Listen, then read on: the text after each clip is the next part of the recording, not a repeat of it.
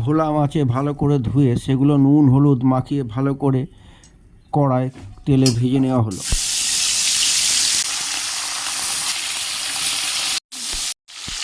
এবং ওই তেলেই পেঁয়াজ কুচি, রসুন কুচি, আদা কুচি ও টমেটো দিয়ে ভালো করে কষিয়ে নেওয়া হলো।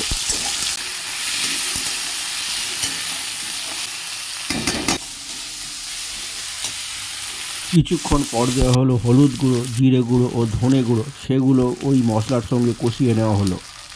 দেওয়া হলো কাশ্মীরি রেড চিলি ও গরম মশলা গুঁড়ো। একসঙ্গে মশলাগুলো কষিয়ে আরেকটু জল দিয়ে কষিয়ে নেওয়া হলো।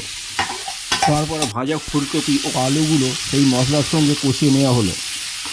তারপর পরিমাণ মতো চিনি, স্বাদ ও পরিমাণ মতো নুন দিয়ে জল দিয়ে নেড়ে ছেড়ে সেটা ভাজা ভোলা মাছগুলো সেই তরকারিতে ছেড়ে দেওয়া হলো।